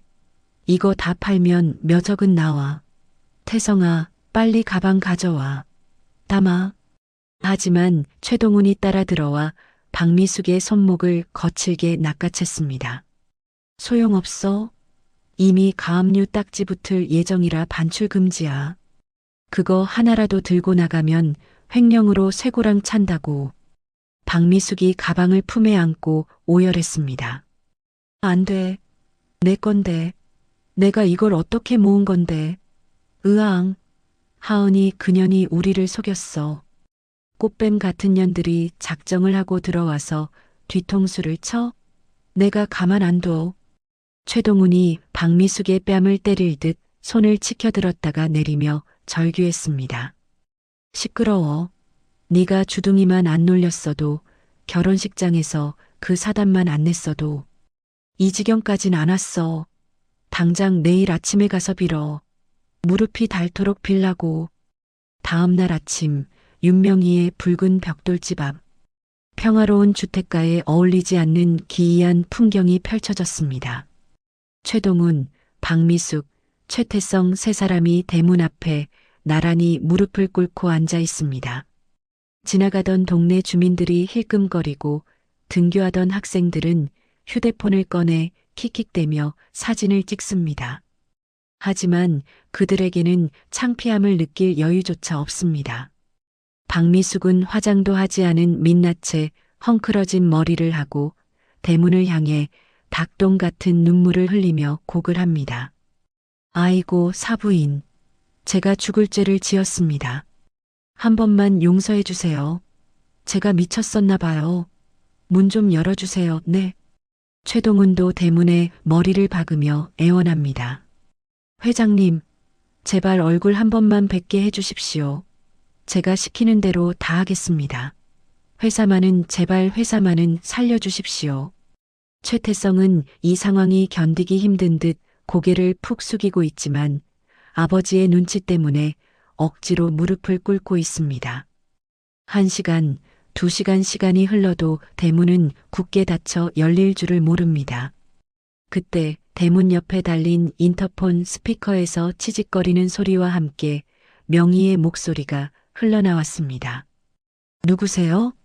아침부터 남의 집 앞에서 시끄럽게. 세 사람은 감전된 듯 인터폰 앞으로 기어갔습니다. 박미숙이 인터폰 카메라에 얼굴을 들이밀며 울부짖었습니다. 사부인, 저예요. 태성 엄마. 제가 잘못했어요. 어제는 제가 눈이 뒤집혀서 우리 하은이 내 딸처럼 생각하는 거 아시죠? 네. 명희의 차가운 웃음소리가 스피커를 타고 들려왔습니다. 딸처럼? 걔도 자기 새끼한테는 그렇게 안 해. 그리고 누가 당신 사부인이야? 우린 이미 남남인데. 최동훈이 다급하게 끼어들었습니다. 회장님, 제발 자비를 베풀어 주십시오. 우리 태성이랑 하은이 아직 젊지 않습니까? 다시 잘해볼 수 있습니다. 제가 태성이 놈 교육 다시 시키겠습니다. 자비, 글쎄, 내 딸 눈에서 피눈물 흘리게 해놓고 이제 와서 자비를 찾아? 꿈 깨세요. 당신들이 흘린 눈물, 아직 내 딸이 흘린 눈물의 반이 반도 안 되니까. 명희의 목소리는 서늘하다 못해 잔인하게 느껴집니다. 그리고 거기서 쉬하지 말고 꺼져요. 경찰 부르기 전에. 내 딸이 당신들 꼴 보기 싫어서 토하려고 하니까. 뚝. 인터폰이 매정하게 끊겼습니다. 박미숙이 대문을 두드리며 절규했지만 안에서는 아무런 인기척도 없습니다. 문 열어. 문 열라고. 오하은, 너 안에 있지? 네가 어떻게 나한테 이럴 수 있어? 시어머니한테 이래도 천벌 안 받을 것 같아? 그 시각 2층 창가. 커튼 뒤에서 이 모든 광경을 지켜보고 있는 사람이 있습니다. 바로 오하은입니다. 하은은 무표정한 얼굴로 창문 너머 바닥을 기고 있는 시댁 식구들을 내려다보고 있습니다. 예전 같았으면 마음이 약해져서 엄마 저렇게까지 해야 해? 라고 물었을지도 모릅니다. 하지만 지금 하은의 눈에는 그들이 사람이 아닌 탐욕스러운 괴물로 보일 뿐입니다. 뒤에서 명희가 다가와 하은의 어깨를 감싸 안았습니다. 명희가 부드럽게 물었습니다. 마음이 약해지니? 하은이 고개를 천천히 저으며 대답했습니다. 아니, 그냥 불쌍해. 돈이 뭐라고 저렇게 바닥까지 보일까 싶어서.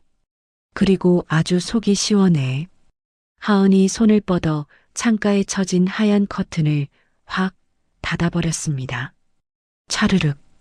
커튼이 닫히며 바깥 세상의 소음과 추악한 풍경이 완벽하게 차단되었습니다. 하은이 명희를 보며 맑게 웃었습니다. 엄마, 나 배고파. 우리 맛있는 거 먹자. 명희도 마주보고 웃으며 고개를 끄덕였습니다. 그래, 아주 맛있는 거 먹자꾸나. 같은 시각 명희의 서재 책상의 휴대폰이 울렸습니다. 비서실장의 전화입니다. 명희는 하은을 식당으로 먼저 보내고 차분하게 전화를 받았습니다. 김 실장. 진행해. 네, 회장님.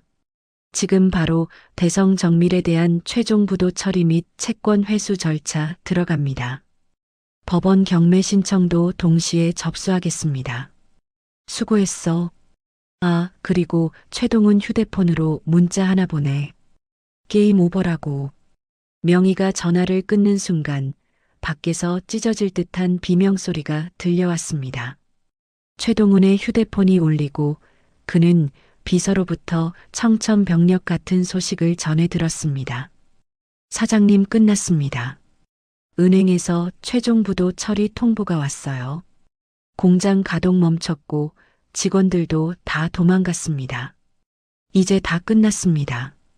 최동훈은 휴대폰을 손에서 놓치고 가슴을 부여잡으며 숨을 헐떡였습니다. 내 회사 내 돈.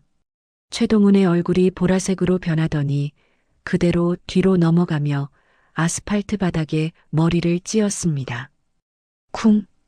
박미숙이 기겁을 하며 쓰러진 남편을 흔들었습니다. 여보, 정신 차려. 태성아, 119, 빨리 119 불러. 최태성이 벌벌 떨며 휴대폰을 꺼냈지만 손이 너무 떨려 번호조차 제대로 누르지 못합니다. 구급차 사이렌 소리가 멀리서 들려오고 동네 사람들이 웅성거리며 몰려듭니다.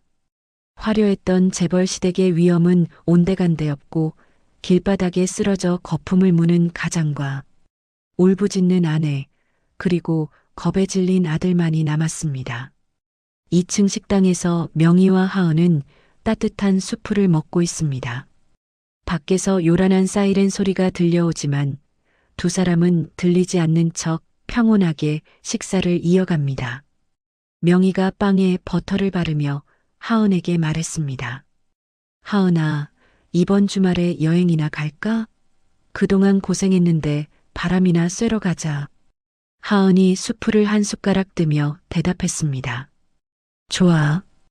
바다 보고 싶어. 아주 파랗고 넓은 바다. 창밖에서는 악인들이 지옥으로 떨어지고 있지만 집안의 식탁에는 비로소 진정한 평화가 찾아왔습니다. 하지만 벼랑 끝에 몰린 쥐는 고양이를 무는 법. 쓰러진 최동훈을 대신해 독이 바짝 오른 박미숙의 눈빛이 심상치 않게 번들거립니다. 구급차에 실려가며 박미숙이 명희의 집을 향해 이를 갈며 중얼거렸습니다. 두고 봐, 내가 이대로는 안 죽어. 죽어도 너희들 물귀신에서 같이 죽을 거야. 내 아들 인생 망친 년들 가만 안 둬. 몰락의 끝에서 마지막 발악을 준비하는 악녀의 저주가 섬뜩하게 울려 퍼집니다. 알코올 냄새가 진동하는 VIP 병실. 최동훈이 링거줄을 주렁주렁 매단 채 침대에 누워 거친 숨을 몰아쉬고 있습니다. 회사는 부도가 났고 집은 압류 딱지가 붙었으며 평생 모은 재산은 공중분해되었습니다. 옆간이 침대에 앉은 박미숙은 퉁퉁 부은 눈으로 스마트폰을 검색하며 손톱을 물어뜯고 있네요. 그녀의 눈빛은 반성이 아닌 도끼와 살기로 번들거리고 있습니다. 최동훈이 쉰 목소리로 아내를 불렀습니다. 여보, 이대로는 못 죽어. 억울해서 눈을 못 감는다고. 그 여편네랑 하은이년 가만두면 안 돼. 우리만 죽을 순 없잖아. 박미숙이 스마트폰을 탁 소리나게 덮으며 이를 갈았습니다. 누가 아니래요? 내가 지금 뭘 찾고 있는지 알아요? 사건 반장 알죠? 거기 제보하려고요. 그리고 내 동창 중에 인터넷 신문 기자 있잖아요. 김 기자. 걔한테 연락해놨어요. 기자? 기자는 불러서 뭐하게? 우리 망신만 더 당하려고? 박미숙이 회심의 미소를 지으며 품속에서 USB 하나를 꺼내 보였습니다. 망신은 우리가 아니라 걔니가 당해야죠. 이게 뭐게요? 결혼식장 CCTV 영상이에요. 최동훈이 깜짝 놀라 상반신을 일으켰습니다. 아니, 그건 우리가 뺨 때리는 거 찍힌 거잖아. 그걸 공개하면 우리가 죽는 거 아니야? 박미숙이 눈을 가늘게 뜨며 비릿하게 웃었습니다. 어머, 당신도 참. 요즘 기술이 얼마나 좋은데 원본을 그대로 써요? 앞뒤 다 자르고 교묘하게 편집하면 가해자가 피해자 되는 거 순식간이에요. 하은이 그년이 넘어질 때 팔 허우적거리는 거 기억나죠? 그걸 내가 맞는 것처럼 보이게 편집하면 된다고요. 잠시 후 병실 문이 열리고 뿔테 안경을 쓴 얍삽한 인상의 남자가 들어왔습니다. 자극적인 가짜 뉴스를 퍼나르기로 유명한 삼류 유튜버이자 인터넷 기자인 김철수입니다. 김철수가 카메라를 들이대며 호들갑을 떨었습니다. 아이고, 사모님, 이게 무슨 일입니까? 대기업 갑질에 당하셨다면서요? 제가 아주 정의의 사도가 되어드리겠습니다. 근데 거마비는 좀 챙겨주셔야. 박미숙은 손목에 차고 있던 수천만 원짜리 다이아몬드 팔찌를 풀어 김철수의 손에 쥐어주었습니다. 이것이 그녀가 가진 마지막 비상금입니다. 박미숙이 눈물 연기를 시작하며 김철수의 손을 잡았습니다. 기자님, 이거면 되죠? 제발 억울한 거 좀 풀어주세요. 우리 며느리 아니, 그 악마 같은 년이지. 재벌가 숨겨진 딸이라는데 그 배경 믿고 시어머니인 저를 개 패듯이 팼어요. 여기 멍든 거 보이시죠? 박미숙은 자기가 부딪혀서 생긴 멍을 보여주며 뻔뻔하게 거짓말을 늘어놓았습니다. 김철수는 팔찌를 주머니에 챙겨 넣으며 입꼬리를 실룩거렸습니다. 와, 재벌가 딸이 시어머니 폭행? 이거 조회수 100만 각인데요? 걱정 마십시오. 오늘 저녁에 바로 터뜨립니다. 제목은 아주 자극적으로 뽑아드리죠. 그날 저녁 8시. 평화롭던 대한민국 인터넷 커뮤니티가 발칵 뒤집혔습니다. 충격 단독. YM그룹 회장 딸의 두 얼굴 시어머니 폭행하고 재산 강탈. 자극적인 썸네일과 함께 올라온 영상은 순식간에 실시간 검색어 1위를 장악했습니다. 영상 속에는 교묘하게 편집된 결혼식 장면이 담겨 있습니다. 하은이 넘어지면서 팔을 뻗는 장면이 마치 박미숙의 멱살을 잡으려는 것처럼 보이고 박미숙이 뒤로 넘어지는 장면만 슬로 모션으로 반복됩니다. 거기에 박미숙의 거짓 인터뷰가 내레이션으로 깔립니다. 며느리가 평소에도 저를 무시했어요. 혼수 적게 해왔다고 뭐라 한마디 했더니 갑자기 눈이 뒤집혀서 달려들더라고요. 친정엄마라는 사람은 조폭들을 데려와서 하객들 협박하고요. 댓글창은 순식간에 불바다가 되었습니다. 와, 며느리 인성 실하냐? 완전 사이코패스네. 돈 많으면 다야. 시어머니를 때려. 저런 건 신상 털어서 매장해야 함. YM그룹? 불매운동 가자. 쓰레기 기업이네. 진실을 모르는 대중들의 분노는 걷잡을 수 없이 타올랐습니다. 같은 시각, 명희의 집. 하은은 소파에 앉아 덜덜 떨리는 손으로 스마트폰을 보고 있습니다. 화면을 스크롤할 때마다 심장을 후벼 파는 악플들이 쏟아집니다. 누군가가 하은의 졸업사진과 신상 정보를 유포했고 개인 SNS에는 욕설 DM이 수천 통씩 쌓이고 있습니다. 죽어라, 꽃뱀년아. 너 같은 건 얼굴 들고 다니면 안 돼. 하은의 얼굴이 핏기 하나 없이 창백해졌습니다. 과호흡이 온 듯 숨을 가쁘게 몰아쉬던 하은이 비명을 지르며 휴대폰을 집어 던졌습니다. 아니야, 이거 아니야. 내가 언제 하은은 머리를 감싸 쥐고 바닥에 웅크렸습니다. 결혼식장에서 뺨을 맞았을 때의 공포보다 얼굴도 모르는 수만 명이 사람들이 자신을 향해 돌을 던지는 지금이 더 무섭고 끔찍합니다. 주방에 있던 명희가 놀라서 뛰어왔습니다. 하은아, 왜 그래? 무슨 일이야? 명희는 바닥에 떨어진 휴대폰 화면을 보고 단번에 상황을 파악했습니다. 화면 속에는 박미숙이 가짜 깁스를 하고 거짓 눈물을 흘리는 인터뷰 영상이 재생되고 있습니다. 명희의 눈썹이 꿈틀거리며 올라갔습니다. 지금껏 냉정함을 유지하던 명희도 딸이 무너지는 모습을 보자 분노가 치밀어 오릅니다. 하지만 명희는 감정적으로 대응하지 않았습니다. 그녀는 떨고 있는 하은을 품에 꽉 안아주며 등을 쓸어내렸습니다. 명희가 단호하고 침착한 목소리로 말했습니다. 하은아, 보지 마. 귀 막고 눈 감아. 저런 쓰레기들이 짖는 소리에 네가 다칠 필요 없어. 엄마가 다 해결할 거야. 하은이 명희의 옷자락을 꽉 쥐며 울먹였습니다. 엄마 사람들이 나보고 죽으래. 내가 괴물이래. 나 어떡해. 누가 그래? 넌 피해자야. 저것들이 괴물이고 악마야. 엄마 믿지? 진실은 절대 안 져. 내가 저 혓바닥을 다 뽑아버릴 테니까 조금만 참아. 그때 현관문이 쾅쾅쾅 울렸습니다. 기자들이 냄새를 맡고 집 앞까지 찾아온 겁니다. 오하은 씨, 안에 계시죠? 해명 좀 해보세요. 시어머니 폭행 사실입니까? 한 말씀만 해주세요. 플래시가 번쩍거리고 고함 소리가 들려오자 하은은 더욱 깊이 명희의 품으로 파고들었습니다. 명희는 이를 악물고 비서실장에게 전화를 걸었습니다. 김 실장, 지금 당장 경호팀 보내서 집 앞 정리해. 개미 새끼 한 마리도 얼씬 못하게. 전화를 끊은 명희는 곧바로 강도진 변호사에게 다시 전화를 걸었습니다. 도진의 목소리도 다급하기는 마찬가지입니다. 회장님, 지금 상황이 심각합니다. 여론이 완전히 넘어갔어요.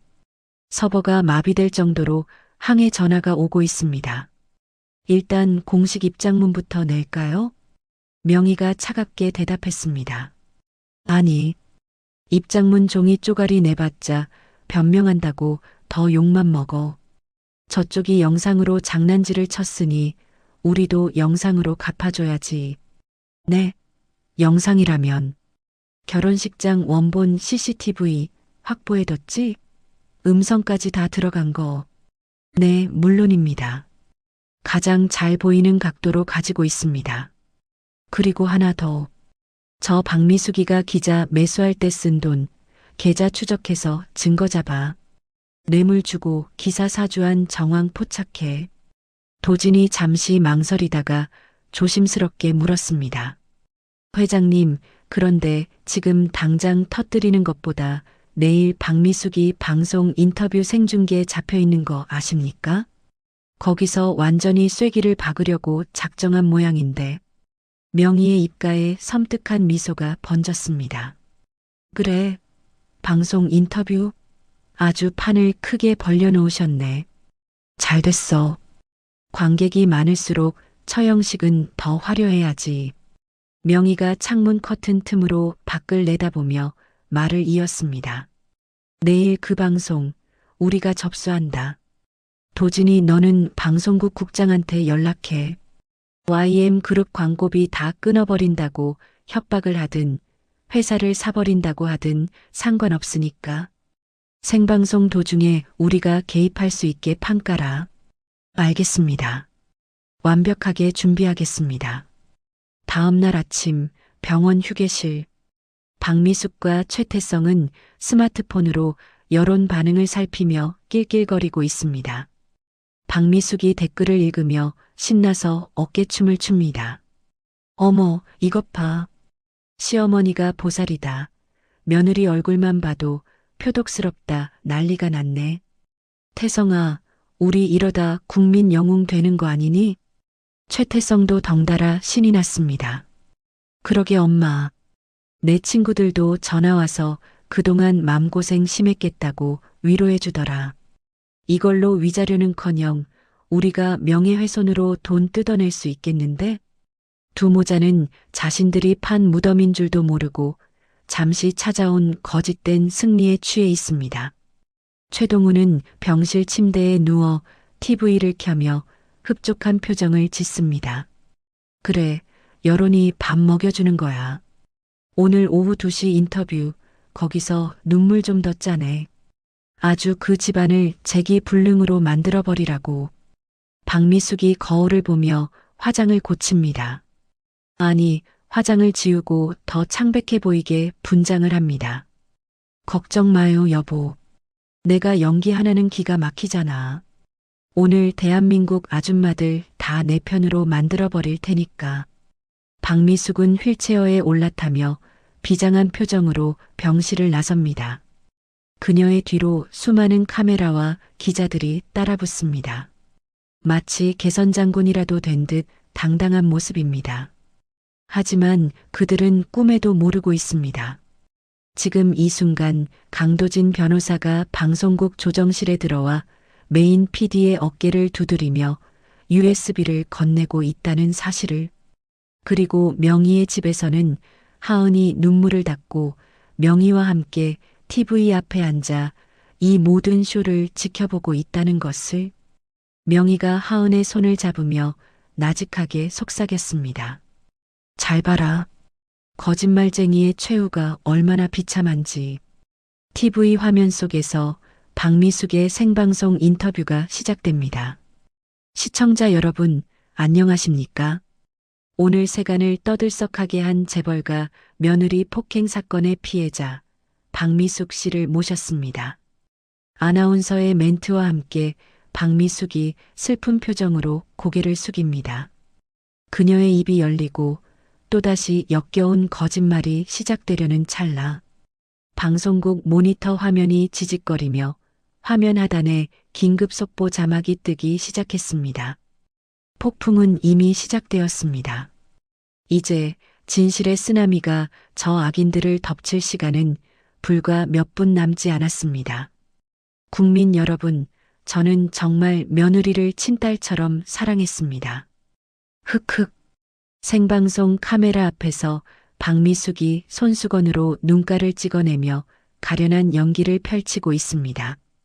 병원 로비에 마련된 임시 인터뷰장은 그녀의 거짓말을 취재하러 온 기자들과 구경꾼들로 발 디딜 틈이 없네요. 최태성은 휠체어를 탄 엄마 옆에 서서 세상에서 가장 효자라도 된 듯 침통한 표정을 짓고 있습니다. 박미숙이 코를 훌쩍이며 말을 이었습니다. 그런데 돈이 뭔지 사돈니가 재벌이라며 저희를 개미 밟듯 짓밟더라고요. 저 멍든 거 보이시죠? 며느리가 던진 리모컨에 맞은 겁니다. 제발 저 억울한 것 좀 풀어주세요. 현장에 있던 사람들은 웅성거리며 동정 어린 시선을 보냅니다. 실시간 댓글창에는 시어머니 불쌍해서 어떻게, 재벌 갑질아웃, 며느리 구속해라 같은 반응들이 폭포수처럼 올라옵니다. 박미숙은 속으로 쾌재를 부르며 회심의 미소를 감춥니다. 됐어. 이대로면 여론재판으로 그년들 매장시키는 건 시간 문제야. 그때였습니다. 박미숙의 뒤에 설치된 대형 모니터 화면이 치직거리더니 갑자기 검은 화면으로 바뀌었습니다. 방송 진행자가 당황하며 이니어를 만지작거립니다.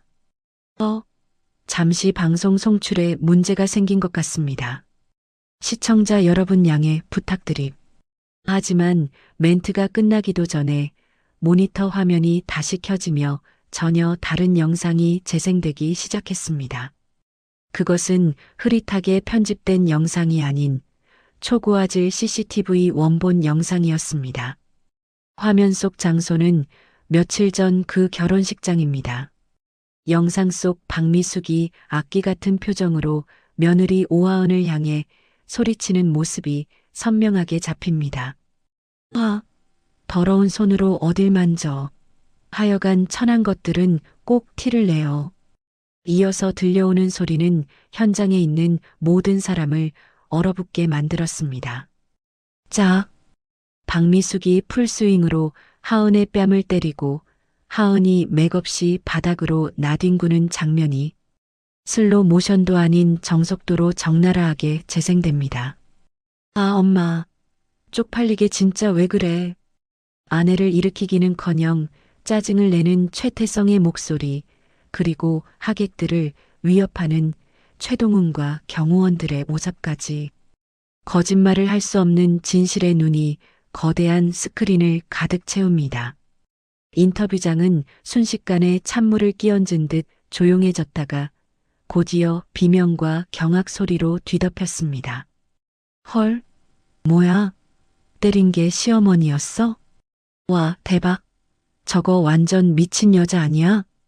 박미숙은 뒤를 돌아보고는 기겁을 하며 비명을 질렀습니다. 야, 뭐야? 저거 꺼.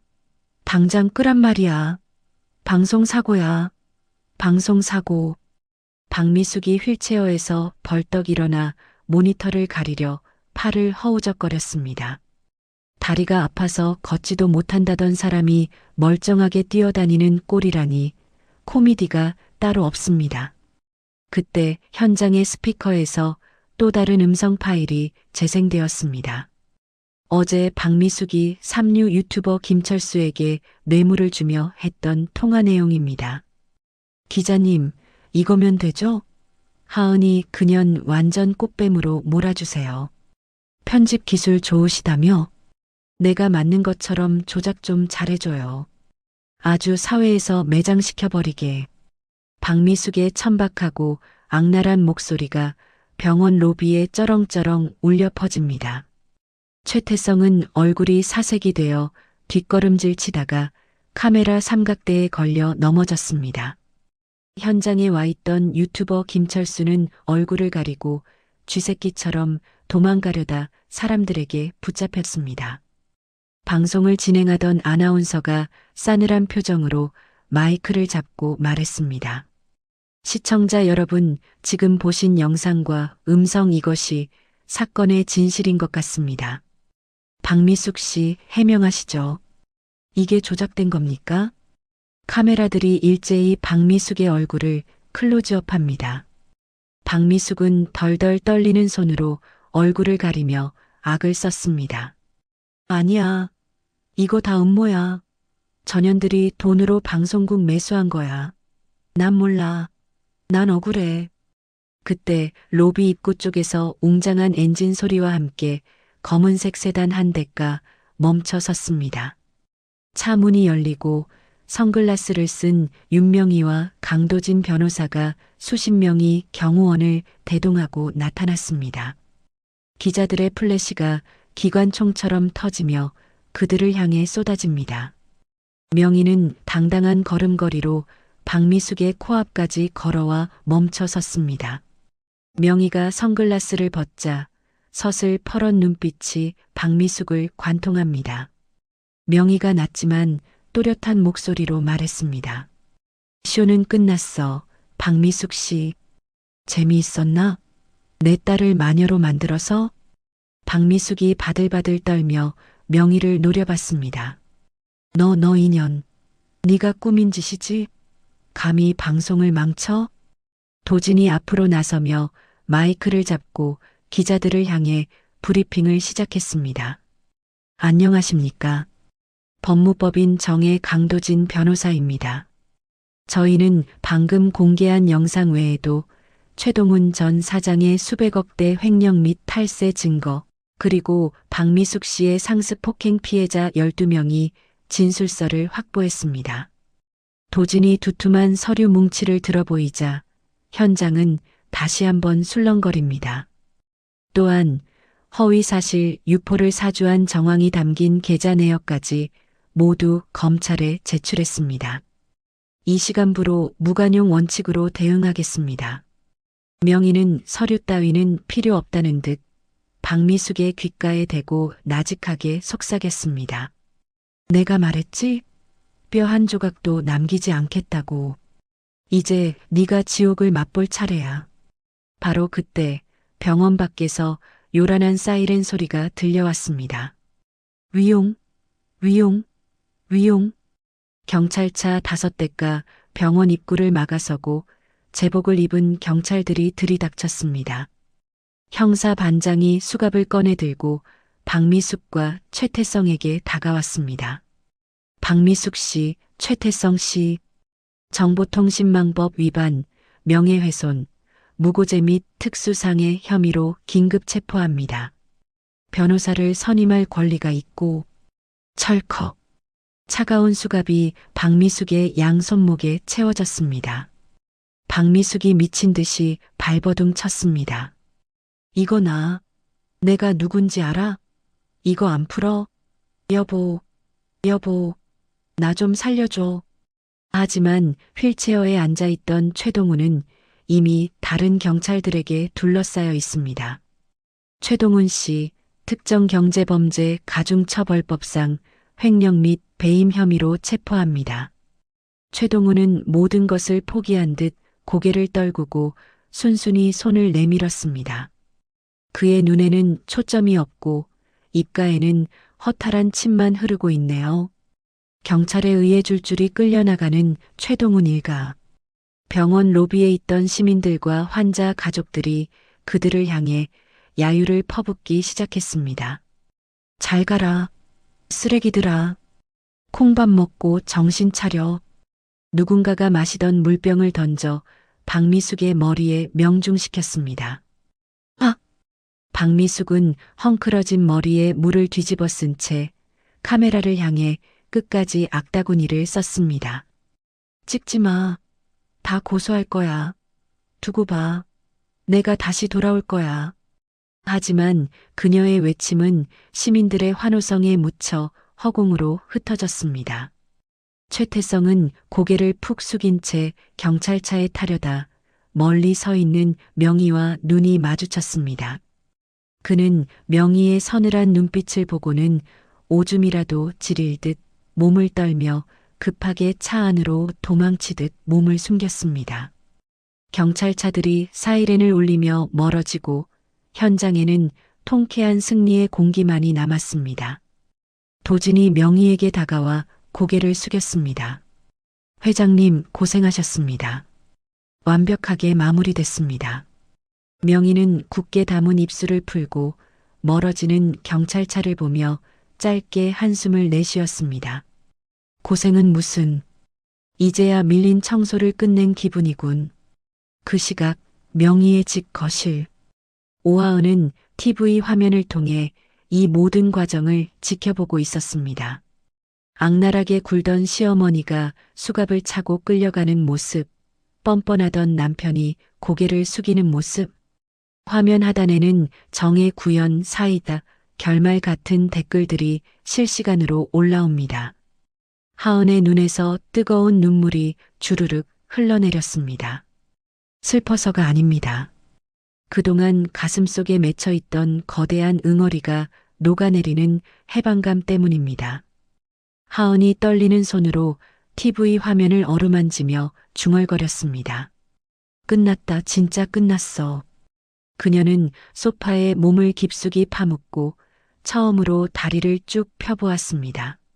지옥 같았던 결혼 생활, 사람 취급도 못 받았던 시간들이 주마등처럼 스쳐 지나가고 이제는 정말 자유가 되었다는 사실이 피부로 와닿습니다.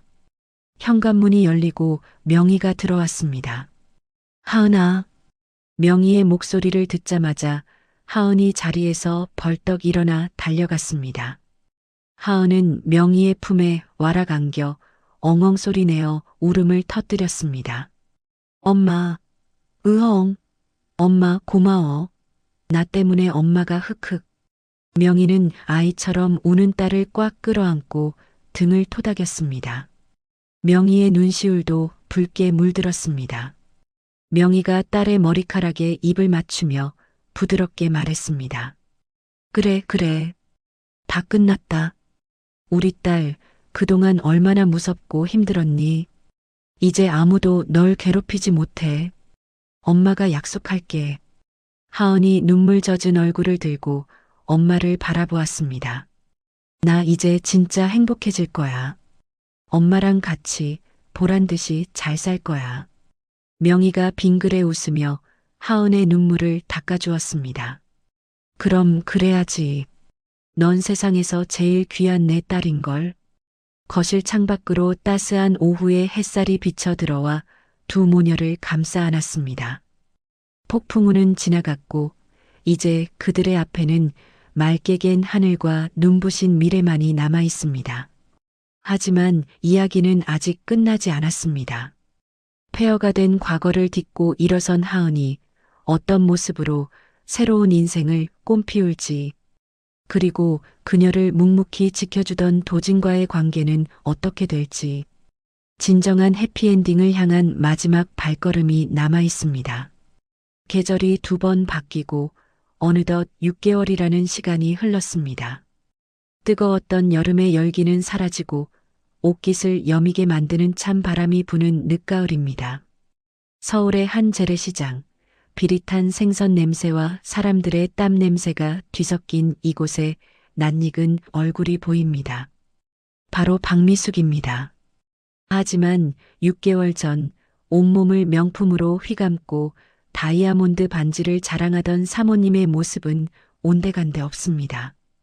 그녀는 낡아 빠진 고무 앞치마를 두르고 헝클어진 머리를 대충 묶은 채 쭈그리고 앉아 생선 내장을 다듬고 있습니다. 손가락 마디마디는 터져서 밴드가 덕지덕지 붙어 있고 화장기 없는 얼굴에는 검버섯이 피어올랐네요. 지나가던 손님이 생선을 가리키며 퉁명스럽게 묻습니다. 아줌마, 이거 고등어 얼마야? 싱싱한 거 맞아? 눈알이 왜 이렇게 탁해? 박미숙이 거친 손으로 생선 물기를 털어내며 억지 웃음을 짓습니다. 아이고, 사모님. 오늘 아침에 들어온 물건이에요. 3마리에 10,000원에 드릴게. 가져가셔. 비싸네. 깎아줘요. 8,000원. 아휴, 남는 것도 없는데. 알았어요. 가져가요, 가져가. 박미숙이 검은 비닐봉지에 생선을 담아 건네자 손님은 돈을 던지듯 놓고 사라집니다. 박미숙은 바닥에 떨어진 1,000원짜리 지폐들을 주섬주섬 주우며 한숨을 내쉽니다. 에휴, 내 팔자야. 내가 어쩌다 이 꼴이 돼서. 그때 시장통 전광판 뉴스에서 낯익은 이름이 흘러나옵니다. YM그룹 싱글맘 자립을 위한 하은 재단 설립 오늘 출범식 열려. 박미숙은 홀린 듯 고개를 들어 전광판을 바라봅니다. 화면 속에는 세련된 정장을 입고 환하게 웃고 있는 오하은이 있습니다. 그 옆에는 우아한 모습의 윤명희도 보이네요. 박미숙이 들고 있던 생선 칼을 떨어뜨리며 멍하니 중얼거립니다. 하은이? 자신이 천한 것이라고 무시했던 며느리는 대한민국이 주목하는 재단 이사장이 되었는데 정작 자신은 그토록 경멸하던 시장 바닥에서 생선을 팔고 있습니다. 박미숙의 눈에서 후회와 질투가 섞인 눈물이 주룩주룩 흘러내려 생선 비린내 나는 앞치마를 적십니다. 장면이 바뀌어 먼지가 풀풀 날리는 공사 현장입니다. 안전모를 쓴 최태성이 무거운 벽돌 지게를 지고 비틀거리며 계단을 오르고 있습니다. 곱게 자란 도련님이었던 그에게 막노동은 지옥이나 다름없습니다. 아, 김씨, 똑바로 안 해? 군뱅이처럼 기어다닐 거면 당장 꺼져. 자신보다 한참 어린 작업 반장이 고함을 지르며 최태성의 뒤통수를 툭 칩니다.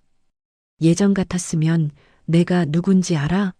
라고 대들었겠지만 지금 최태성은 비굴하게 고개를 숙입니다. 죄송합니다. 빨리 하겠습니다. 점심시간 최태성은 구석에 쭈그리고 앉아 컵라면을 먹습니다. 퉁퉁 부른 라면을 허겁지겁 넘기는데 옆에 있던 인부들이 스마트폰을 보며 떠드는 소리가 들립니다. 와, 이 여자 진짜 예쁘지 않냐? YM그룹 회장 딸이라는데 이번에 이혼하고 재단 만들었대. 전 남편이 완전 쓰레기였다던데? 그러게. 복을 발로 찼지. 나 같으면 업고 다녔겠다. 최태성은 라면을 먹다 말고 사례가 들려 캑캑거립니다. 화면 속 하은의 당당한 미소를 보자 가슴이 찢어질 듯 아파옵니다. 하은을 버리고 엄마 편을 들었던 자신의 멍청한 선택이 뼈에 사무치도록 후회됩니다.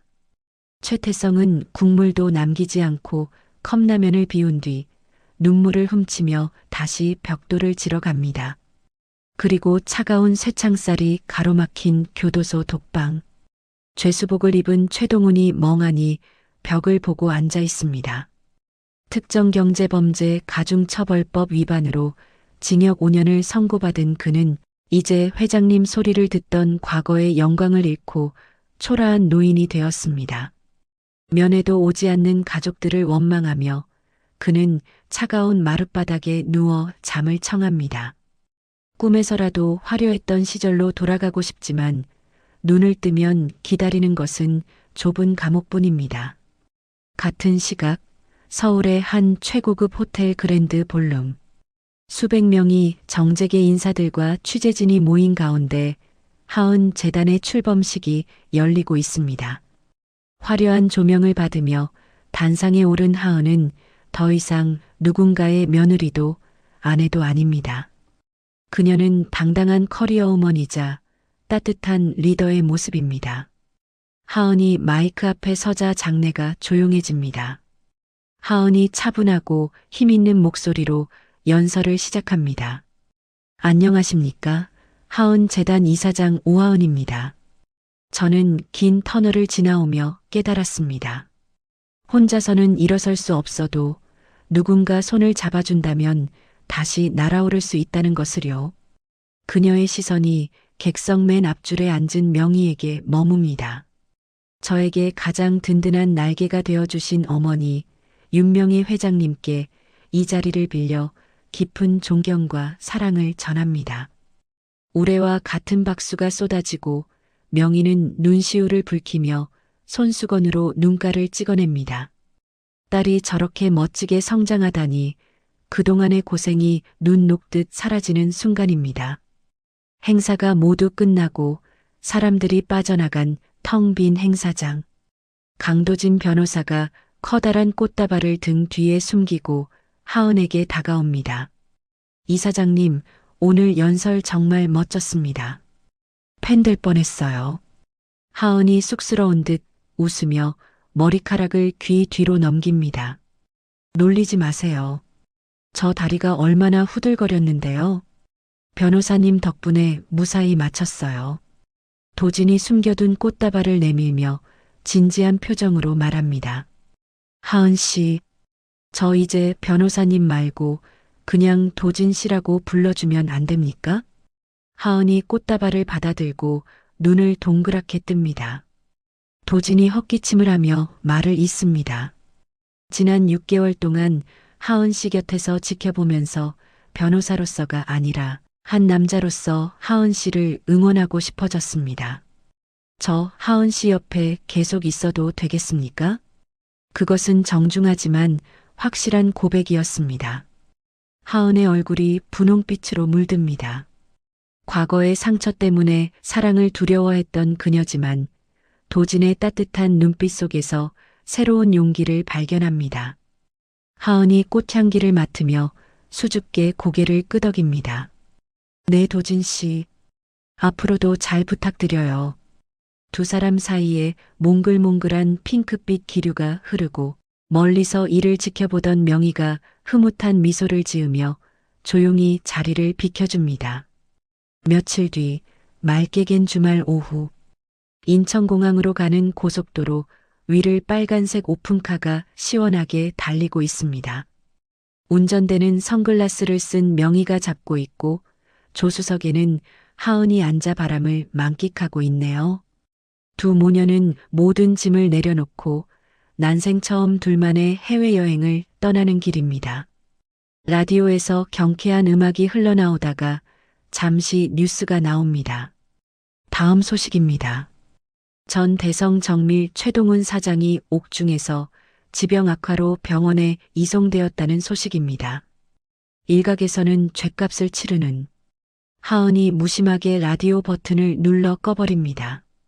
툭! 뉴스가 끊기고 다시 파도 소리 같은 바람 소리만 차 안을 채웁니다. 하은이 명희를 보며 씩 웃습니다. 엄마, 노래가 별로다. 우리 신나는 거 듣자. 명희도 호탕하게 웃으며 볼륨을 높입니다. 그래. 지나간 뉴스는 들어서 뭐하니. 우리 앞에는 이렇게 넓은 세상이 있는데. 차가 해안도로에 접어들자 탁 트인 푸른 바다가 눈부시게 펼쳐집니다. 반짝이는 윤슬이 마치 두 사람의 앞날을 축복하는 것만 같습니다. 하은이 자리에서 일어나 두 팔을 활짝 벌리고 소리칩니다. 아, 시원하다. 엄마, 나 진짜 행복해. 명희가 한 손으로 딸의 손을 꽉 잡으며 대답합니다. 나도 행복하다. 우리 딸, 이제 꽃길만 걷자. 오픈카는 끝없이 펼쳐진 수평선을 향해 질주합니다. 지옥 같았던 시집살이와 복수의 시간을 지나 비로소 찾은 완벽한 자유. 두 모녀의 환한 웃음소리가 파도 소리와 섞여 청량하게 울려 퍼집니다. 오늘 준비한 가슴 뻥 뚫리는 사이다 복수극 재미있게 들으셨나요? 딸을 위해 발톱을 숨기고 살았던 엄마의 위대한 사랑과 자신을 올가매던 사슬을 끊고 당당하게 비상한 하은이의 모습이 벅찬 감동을 줍니다. 남의 눈에 피눈물 흘리게 한 악인들이 비참한 최후를 맞는 걸 보니 10년 묵은 체증이 내려가는 것 같네요. 결국 최고의 복수는 나를 아프게 한 사람들보다 더 보란듯이 행복하게 잘 사는 것 아닐까요? 여러분의 삶도 하은이처럼 언제나 눈부시게 빛나기를 항상 응원하겠습니다. 이야기를 끝까지 들어주신 분이 계시다면 잘 들었다고 댓글 하나만 남겨주세요. 지금까지 똑순이 사랑방이었습니다. 감사합니다.